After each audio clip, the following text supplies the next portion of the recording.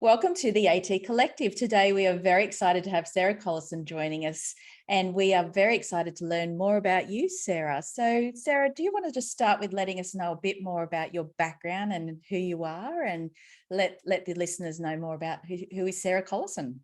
Thanks, Karen. I'm really excited to be joining you this morning. Look, obviously I'm Sarah. Some of you might know me from the NDIS OT providers group where I spend much of my day. I'm also an OT. I've been an OT for about 20 years now. And I'm an OT that has a private practice here in Sydney. We only do OT. We don't do any other allied health. And we do a lot of work in the NDIS space and also in the aged care space as well.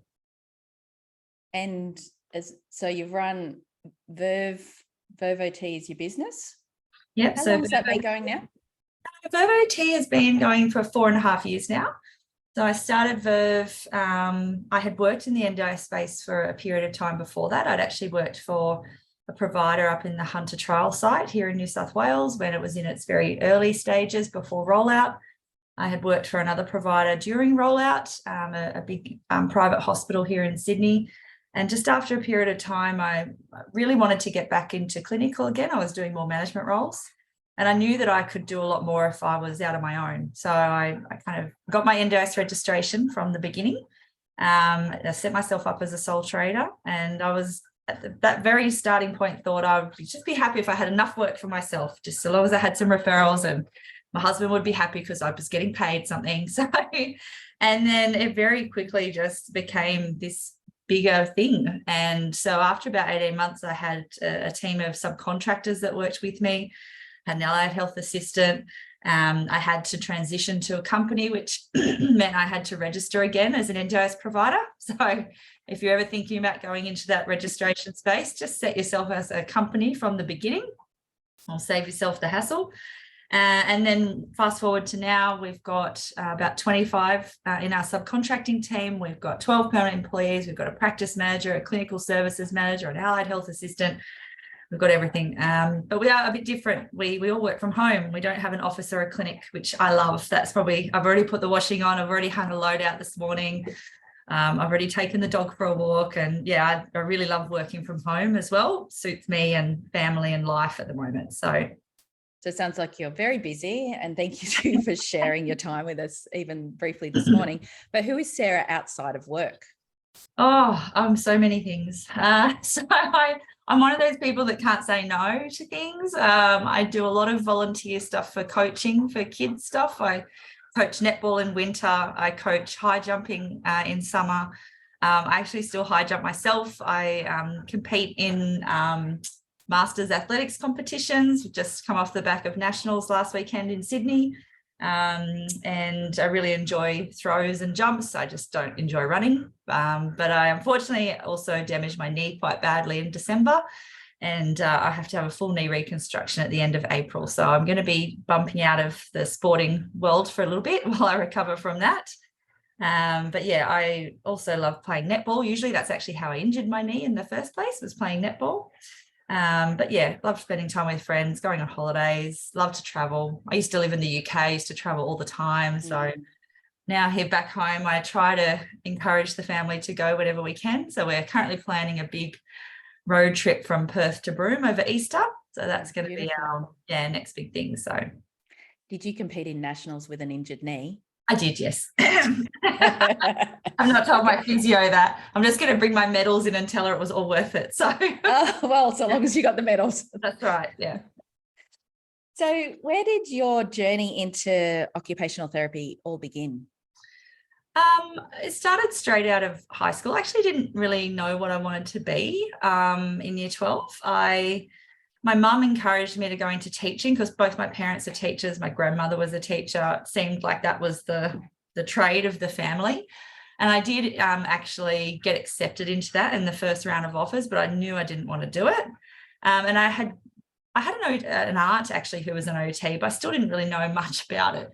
But I actually managed to get an offer in the second round for Sydney Uni. And I was like, right, I'm going to be an OT. And at that point, I was like, I'm going to be a peds OT. I really want to work with kids. And by the time I got to my fourth year, I was like, actually, I really don't like working with children. I didn't even do a placement in the end in peds. I went into workplace rehab. And that was where I started my OT career. Was I worked in workplace rehab for about 10 years. First as a return to work consultant. You get really good at report writing in those roles, but it does become a bit monotonous. It's, get them back to work, monitor, sign off you go, and you never kind of see them again. And I drifted into more management roles. I went and lived in the UK for 5.5 years. I was very lucky to work for the company that I'd worked for in Australia in the UK. They had a joint venture set up over there, which was great. And I did a little bit more rehab when I got back to Australia, but after a while, I just thought I need to do something else. So I started drifting. I drifted into medico-legal, into a bit of disability, into a bit of rehab. And yeah, eventually got into disability and just haven't looked back. I love it now. Can't think of anywhere else I'd rather work. So you're still a clinician? Still That's a clinician. one of your hats? Yes. But I'm a returning clinician. I'd stepped out of it for quite some time when I was doing a lot of those management roles. I remember when I worked at the private rehab hospital here in Sydney, I was the OT department manager. And the team used to say, oh, could you just come down to the ward and do an assessment? I'm like, no, I don't know what I'm doing. I haven't done that for ages. And but when the NDIS were rolling that out, I started to dip my feet back into some assessments. And I was like, oh, actually, I do like this community-based stuff. And so I went and I did a whole bunch of courses on home mods. I did the course with Sandy Lightfoot Collins, and I did the ATA course. I bought Liz Ainsworth's textbook. I was in the zone, basically. And one of my first big applications when I set up as my sole trader was a big lift application. That was my first kind of getting into this clinical space again. Well, do you want to go down that path? Tell us more about that lift. Yeah. And I think this client and this lift story is really the kind of the defining moment of me going, yeah, this is really where I want to stay. Like I get so much out of this. But it was an 8-year-old client that I had. He lived in a multi-story home. He had muscular dystrophy, and I'd been called in because mum and dad were like, we just can't keep carrying him up and down the stairs, which is totally reasonable. There was 3 different sets of stairs, to get up to his bedroom. And so I like devoured the operational guidelines for home modifications and was like, I've really got to get my head around this. I'm going to really work to make sure this comes through for this client. I did my builder visits. I got my lift suppliers. I remember doing a site visit and I had like 10 people there. Like it was so full on. And I submitted the application, and 6 months later, the dad called me. He's like, it's been approved. And I was like, what do you mean? He said, oh, yep, it's just been approved. And it was literally just there in black and white, $150,000 in the plan. And I just thought, wow, that's so amazing. This is great. And we went through the process, obviously, of getting the lift installed. And I get this photo, a few months later from mum when it's been commissioned of my client sitting on the toilet. And I was like, oh, okay. And I hope he's covered. and I rang her and she said, oh, look, she said, this is the first time he has gotten to the toilet by himself. He got up the lift. He called the lift. He pressed the button. He got out on his chair. He transferred and he got onto the lift by himself without me or his dad having to lift and carry him. And my heart just burst, like that heart-sing moment of, oh, wow, like that's so awesome. And I just thought, I just want that all the time. Like that, I just want it.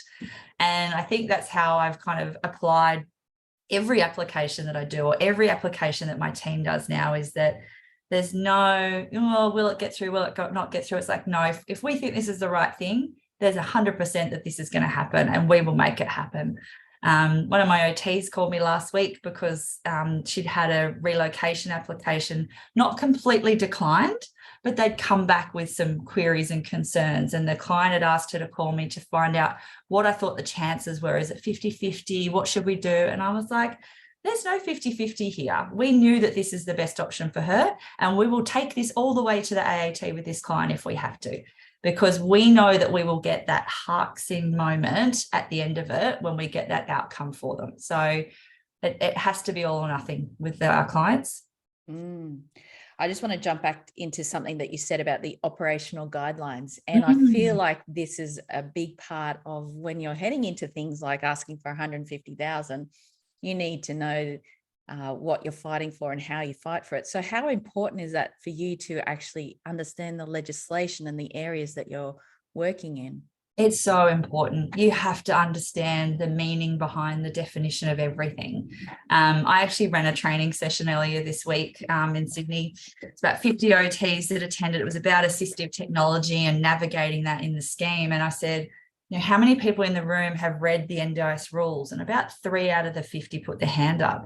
And I was like, you've got to sit down and read this stuff, because the NDIS rules document underpins the reasonable and necessary criteria. So we're so used to seeing those 6 short sentences about what R&N is. But when you read the rules document, there's pages and pages of the definition of value for money and effective and beneficial.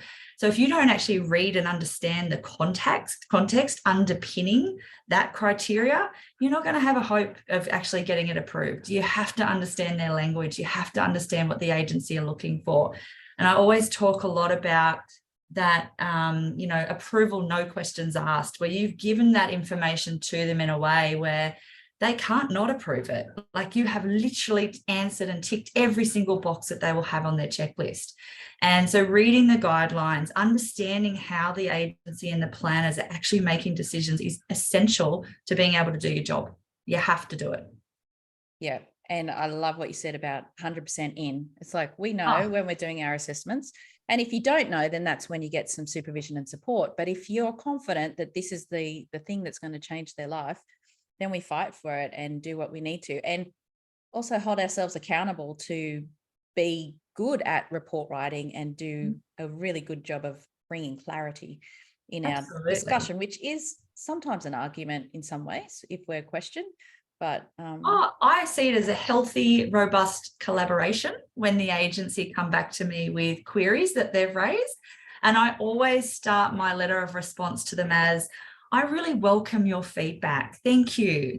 Thank you for looking at this application. Thank you for raising these queries, because I'm now going to tell you the answer to all of those queries. And then I always finish my letter with, and now what I expect is that you're going to proceed with approving this. And, don't hesitate to call me if you've still got questions. So, we always, if we get those responses back from the NDIA, there's always something you can learn from that. Don't be put off by this big reference to part A, B, 3, C, 5, They're literally telling you the parts of the reasonable and necessary criteria and the NDIS rules that you didn't address effectively enough. So you kind of then know, all right, well, next time if I'm doing that application, I need to make sure I really hone in on that and get that right. So there's always something you can learn, even if the NDI are coming back to you that they've got more concerns or they've got queries about things. What about when someone comes back to you with a query, but you actually have already answered that within your report?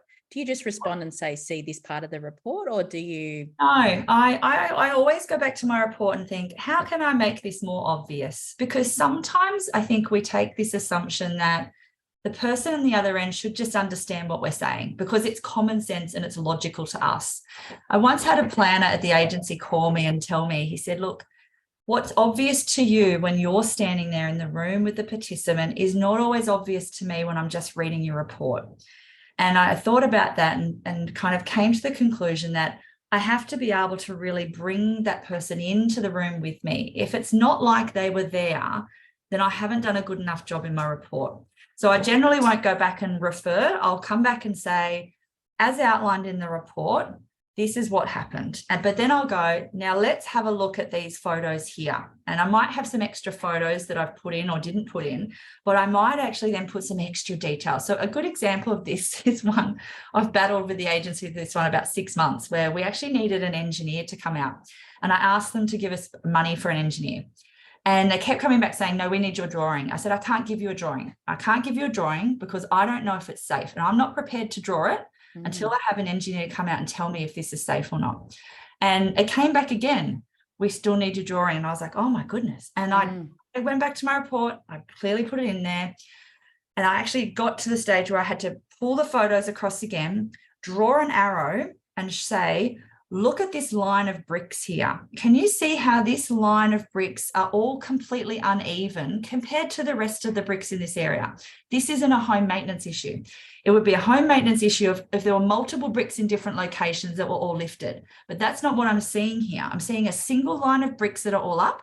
And that makes me think there's a structural issue underneath here. So I'm not prepared to put a layer of concrete over the top to make a landing and then a ramp. I need an engineer to come and tell me if I can do that. And finally, they released the funding for the engineer. But I had to get to that level of detail because obviously the person that was reading my report couldn't see what I had seen at the assessment. And even though I thought I'd made it obvious, it wasn't obvious enough. So if they ever come back and you think, gosh, I've already addressed that, just be patient and think, okay, how could I explain it further? How can I make sure it's really obvious? Obviously not in a condescending way, because we still want to keep them on side, but in a way that's informative, so that we're actually, yes, let me show you, let's make it like you were there with me. So it sounds like as you're doing this work, it sounds quite complex. Complex home mods can be like that. But what do you do when challenges come your way, when things don't go to plan? I know you've said when things are, stopped by the funding body, but what about the actual process of the modifications or using AT and things like that? How do you overcome those challenges when they arise? Oh, I think good communication is key. So I don't think our role stops just when we've submitted the report and we've got the funding approval. There's a real importance for us to stay involved and be in the background and make sure everybody's aware of what's going on. So I think where things have gone wrong is where we haven't done a pre-works visit and there's been a miscommunication or a misunderstanding, or expectations haven't been managed about what was going to happen. So all of us now, our home mods OTs, we will always do a pre-works visit. That's us, the client's husband, family member, whoever is going to be involved in the background, the builder, and if there's a project manager, the project manager as well, just to review the scope. What did they fund? What will they not approve? Yes, you have to get your own mirror. Once had a client hang up on me on the phone because she was angry and upset that a mirror was not going to be installed. And we hadn't done a pre-works visit because it was during COVID, that one. So the builder had gone out, but I'd spoken to everyone individually, but she'd obviously forgotten. And I was like, it's a $50 mirror, like honestly. But I think it just shows the importance of actually just making sure that everyone's on the same page right from the outset. But I also then use that as a handover, that this is where my role is going to move across to the builder. I'm still here in the background. Make sure you call me. Don't change the position of the sink. I think that's the other thing that happens. One of the problems is people change things, and making it really clear to the builder who's responsible if something changes, and then it causes an impact on the functional outcome that we're trying to achieve. So our builders know now that they need to call us and speak to us if the client requests something. But you've got to really set expectations well. We've got really good relationships with our builders now, but we've dumped plenty of builders that won't listen or do the way that we need them to. And I've got no problem with saying to builders, we can't work together. This isn't working. So, and then we always come back at the end and we do that post-work site visit to make sure everything has been done to scope. If there's any issues, what is the builder going to do to rectify? It has to just be well communicated. So that pre-visit you're doing literally just as they're prepping to build, or before in the they've weeks, ordered the products? in the week, yeah, it's usually before they've ordered the products. We also have that conversation about the client might want to upgrade things. This becomes a relationship between the two of you, in terms of quoting and things like that. So it's usually done at kind of 4 to 6 weeks before the construction's due to commence. We'll, talk through the client again, remind them of what fixtures have been approved or what things they may need to purchase. It's just getting everyone on the same page with what to expect during that process. So what I'm hearing loud and clear is managing expectations is critical. Yeah. And communication, just, making sure everyone's understanding. After that meeting, I always do a big email to everybody and I say, this is who each person is. Here's everybody's contact details. This is what needs to happen now going forward, and kind of send them on their way. But I always say, I'm still here in the background if you need anything. So was that a process you learned through your training, or you just came up with that procedure after things maybe didn't pretty much came up with it after things don't go to plan? That's right. Yeah, definitely. So procedures can also really help with making sure that communication is clear. Yeah, definitely. Yeah. And I think it's about, the NDIS will go so far in what they tell us they want. But on the ground, we often have to put in place things to make sure that we manage risk and we manage expectations and that stuff isn't always going to appear in an operational guideline for us. And it's the same with assistive technology. There are things that we have to do to make sure that things go to plan. We have to do trials. We have to look at trials as being extensive and comprehensive to make sure that we really select the right AT item. Now, the NDIS is not going to tell us that we have to do that, but certainly there's that expectation there, because if we're going to meet that criteria about whether something is effective and beneficial, you can only do that if you've compared it to something else. You have to do trials that undertake that comparison of features and the functional outcome. And those are things that are processes that you as an OT need to develop and refine over time. Yep, and great relationships with your suppliers, so you're communicating the same thing.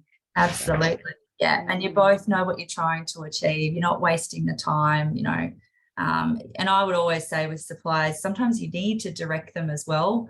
This is what I want you to bring. Don't turn up with just one. Don't do that to me, because I will make you come back.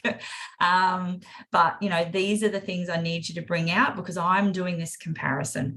I had a really interesting discussion with a supplier earlier this week, because I'd done this presentation about AT, and I'd said, sometimes you might need to trial an item in a couple of locations or more than once. And the supplier rep came up to me after, he said, yeah, but who pays for that? Like, that's a really big expense for us. If we've got to send the rep out with the same item multiple times just because you guys want to try it. And I'm like, yeah, but the problem is for us, it's our professional reputation that's on the line. It's our risk that we're taking if we're prescribing something but we haven't adequately trialed. And his view was, yeah, but it's our cost to bear. And I said, yeah, there's no easy answer there. And maybe it is that there should be funding available in that event where multiple trials are needed, because if the agency wants us to go through this thorough process of making sure that AT is suitable, maybe it has to be paid for. So it was a discussion that ended with no conclusion or solution, but it's an interesting one to hear from the perspectives of both parties. And I guess that's where I'd try to do hire and stuff, where we say, how did you use it in this last week? Where did you go? What did you do? But that's not always possible, but it is something that we need to think of as the people recommending the equipment, that the suppliers, we also need them to flourish so that they have the product when we need it. So it is AT systems. It's bigger than just us. That's right. Yeah, there's a whole bunch of people involved. And that's why I love like expos like ATSA. And whenever ATSA comes to town, I'm like, right, which clients have we got? Who's coming in? Because let's go trial these things. All the suppliers are there, right? There's often those types of opportunities that we can use as well. So, and I can't even imagine what it's like for our OTs that are in regional areas of, trying to get some of these items. Certainly hire is a good option out that way, but the same time, you can't always hire multiple options to make that comparison. AT is a really challenging but rewarding space to work in. It's just that those processes along the way can make or break it. So I also know that you're very passionate about educating and bringing up the training for the next generation. Well, all of us really. We all need to keep learning. So tell us a little bit more about what you do in that space. Yeah, so I administer I'm the administrator of the NDIS OT Providers Group. I've been doing that for, I think it's about 6 years now. And during my time in the group, there's definitely been these periods of a noticeable skill gap within our profession. And really, I guess, the agency is not running training for us around processes and how things are being done, but there's also less and less opportunity, particularly for newer graduates or OTs coming into the NDI space, to always be able to get some of that on-the-job, real practical training that they need. And so we kind of noticed that, this is probably about 3 years ago now, that there was this gap with training. And I talked to a couple of other experienced OTs. We're all practicing on the ground and seeing some of these posts that were coming into the group. And we just thought, let's just start running some webinars. Let's start helping other OTs to, get on board or get to grips with what the NDIS is all about, and to have some of that success that we're having as well. We've navigated it. We understand it now. We've got our processes, but not everybody's in a position to sit down and do that. So we started running NDIS 101 was the first one, and we still run it now. Every, I think, 6 to 8 weeks, we run that live. And it just went from there, and we just started getting requests for different topics. So every time we would get a request, we'd go and find a presenter. And it was always really important to us that those presenting OTs were practicing OTs. They had to be on the ground. They had to be in that space. And the amazing thing was that every single OT we approached was just like, yeah, I want to be involved in this. And I think we are in a really, really positive, optimistic profession still, where we're so happy to share our knowledge and to share that expertise that we have with others. And we're so willing to put ourselves out there and go, let's talk about how we can do this better. Let's talk about how we can make a difference. And so many OTs have benefited as a result of that, which is fantastic. So I think we've now got about 40 different training topics. We've got about 25 different presenters. Karen, you're one of them. You run lots of different training, which is amazing, on pressure management and scooter prescription. And it always amazes me that sometimes the things where I think should be straightforward, like scooter prescription, are sometimes the ones that are actually more challenging for people to actually get information on. They don't always come up frequently that you need to prescribe a scooter, and there's really no readily available information out there. So it's been a great way of kind of bringing our profession together and working in partnership and collaboration to upskill and to have all of us feeling really confident and competent about what we're doing in the space. And I love how practical it all is. It's like you can apply it straight away. Whatever you do, any of the training, it's just like, you want to learn about beds? Here's something on beds. Like, let's just go, what do you want to know about beds? So, and I feel like systems like the NDIS has changed the very nature of our profession and where we're employed. And, you know, so the systems where in the olden days, you know, when we started was, you know, focused on health and services like that, which you had the team to learn from. That's not so much the case with the new way people are employed. So I think there are a lot of people who feel quite isolated, and a lot of people, when we do the training, they're like, actually, I was right. I knew what I was doing. I just needed that validation. Just saying, yeah, I'm on track. And that's, you know, the experienced therapists often say they get things from it as well. And they've been doing the same, you know, work for years as well. But it's just that validation that you're on track and you're using the efficient systems as well. Yeah. And I think too, because we bring people together in that really safe space, in that kind of webinar environment, that there's that opportunity to kind of hear and listen to others and know that you're not alone, that actually a lot of people are struggling to kind of navigate this system and navigate these processes, and that's okay. And that we can all support each other to do well, you know. And I think that's the thing I love most about the EndoSOT providers group, is that it's just this, it is a community of practice. It's supportive, it's a safe place, it's where you can go and ask a question that you might think is silly, but know that you're going to get the help and the guidance. And we know that we have a lot of OTs out there who, you know, unfortunately might be working in organisations where they've lost their senior OT and they don't have that person to be able to go to. And knowing that there is this place, this community where they can tap into that is really important. So I don't take credit for the group. I just think the group has done it itself. I'm just a facilitator for what is OTs who are happy to share and to be part of this community. I'd love to go down that path, just asking you briefly what your thoughts are for the highlights and the lowlights of that Facebook group. What does that mean to you? Look, the highlights are that I often get recognised, which is, I really love that. I went last June, I went down to OT Exchange in Melbourne, and I had someone come up to me and they're like, oh, are you Sarah? I'm like, yes. And they're like, I'm in the OT providers group. Can I get a photo with you? I'm like, okay, sure. That's great. And I love that I'm doing something that is obviously benefiting people so much and that it is recognisable. Like, it's lovely. I think some of the lowlights are, and as I said, it is a very supportive online community practice. And so for me, the lowlights is where you get a member who is really negative, and it's very unexpected when it happens. And I kind of feel like I'm having to slap them on the wrist and going, what are you doing? Sit down. What are you talking about? Like, rude. We don't do that here. And yeah, it's interesting when that happens, because it is a bit rare, but it is a bit of a low light, because I think, oh, what, like, why are you in this space? You're not right for this group. So the door's over there if you need to leave.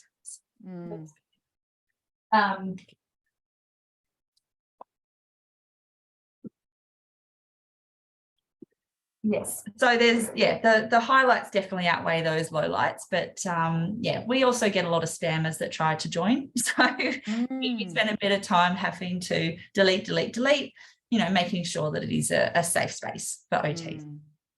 And I guess the one thing that I would comment is that if you're asking a question, maybe do a search first. Yes, there is. Oh, sometimes there'll be something that's shared and it's shared 3 or 4 times. And I'm like, oh, that's already been shared. Like, don't share it again. So, but obviously people see different things in their feed. They may not be on all the time. But I mean, the magnifying glass is a great, whenever I'm looking for something, I go straight to the magnifying glass and I just put that topic in, and then I'm generally able to find it. And there's 10 other posts on the same topic. So yeah, great. So what are your top 3 lessons you would share with other people interested in working in this area? So I think top 3 things would be, it's really important not to overcommit yourself and then under-deliver. It's okay to say no if you've got too much on, or you've got really complex caseload. It's not worth the damage to your reputation as a professional if you actually don't get the outcome that you're trying to get because you're trying to do too much. Similarly, I think that it's okay to say no as well when it's outside of your scope or your area of expertise. If you're unsure and you're thinking, well, I'll just put along and I'll do some research and maybe I'll figure it out, and then you actually don't figure it out, you're not doing yourself a favor, okay? Because your client is not going to get the best experience. If it's an area that you actually really want to get into and you're going to invest a lot of time in that, then absolutely, but you have to make sure you have a plan around how you're going to do that. Have you got training you can access? Do you have a supervisor? Have you reviewed the guidelines? Do you have access to a reporting template? So I think it's really important that when you're kind of working out what is your scope of practice, you're clear about what that is. We do things a bit differently at Verve. We don't have general caseloads. We very much look at what are the things you're interested in as an OT. What do you want to focus on? Now let's get you really good at that, because we know that then gets the best outcomes for the client. So I learned that lesson very early on when I was trying to do AT and functional and complex home mods, and because I was in that very early stage of, well, I need referrals, so I'll just take what I can, But it's really hard when you're doing that and you're trying to navigate and understand processes for 6 or 7 or 8 different types of services and not feeling like you're doing a great job on any of them. So when I kind of made that decision, I'm just going to do complex home mods, it was like a weight off my shoulders of, okay, I can now just get really good at this and I get really good outcomes. I've got great relationships with builders and I can draw quickly. It doesn't take me long to do a scope, really efficient, and it just makes you feel good. So when you feel like you're struggling and poddling along, it's not great. So that's my big thing, is say no if it's outside of scope. And isn't it great how OTs, like probably other health professionals too, but you can just call someone in to do that consult part. Like we often do that. It's like we might get 10 hours to go in and do home automation or more, but it might be something like that. And it's like you're called in for this bit, and the long-term OT is still there in the picture, but we just come in and do the consult and then we leave again. And that's a great model, because you don't always have to be the person who knows it all. Absolutely, yeah. And there are things that those other OTs can bring in that you may not have been aware of or thought of, and because they're the expert in that, which is a great thing for the client to have the best of each OT. So and then I think finally it's just that time is the greatest gift that you can give someone. So but it's also the greatest gift you can give yourself. So you still have to have this balance of how much you can give to work and how much you have to give to life, and it can't all be about work. So and being in the masters for athletics is a good outlet. That's right. Yeah, it is. So are there any favorite quotes that inspire you?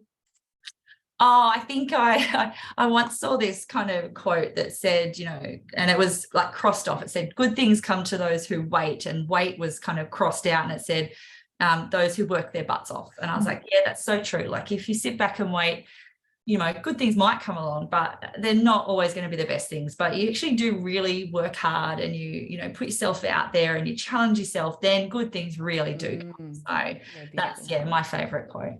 Okay, so over to you. Is there anything you'd like to let the listeners know about, how they can get in contact with you, how they can get onto your mailing list for training, things like that? Yeah, look, you can head to our website, which is verbot.com.au. All of the on-demand training is available there, so you can actually access that at any time. But the links to our live training sessions are there also. So we run quite a lot of live workshops throughout the year on various topics. Everything obviously has a certificate for CPD hours that comes with it. And there's just so many things that you can learn about being an OT and about the different clinical areas, the NDIS processes, all of that is there. So, and if you're not a member of the OT Providers Group, come and join. It's a great online community of practice. It's a great safe place to be in. And yeah, there's so much work that we can all do together going forward to make our profession what it needs to be. And you don't need to be working in the NDIS really to be in that Facebook group. No, you just need to be an OT. That's the only requirement. And you do need to give us your ARPA number on joining so that we know you're an OT. Students as well? We allow students to come in as well. Yeah, definitely. We've actually got a lot of OTs in our group who lecture at the universities, which is lovely to see. So we often get like a big cohort of member joins. And then I'm like, oh, obviously they're session with Sarah Solomon. So, and yeah, so OT students are also welcome to join. Yeah, beautiful. Look, I've really appreciated your time today, Sarah. We'll put your details into the show notes, but it's been a pleasure, absolute pleasure interviewing you today. And hopefully some people are inspired to, the thing that I've taken away from today is to give it that 100%, which, you know, I always try to do, but just wording it, not is it going to be 50-50, go for the 100. If you're not sure, then go back to the operational guidelines and be sure, and then go for it. And that tenacity, I think, will make all the difference for our people to change lives. So appreciate your wisdom in sharing today, and people can catch you on the Facebook group. Lovely. Thanks, Karen. I've really enjoyed it today. Thank you.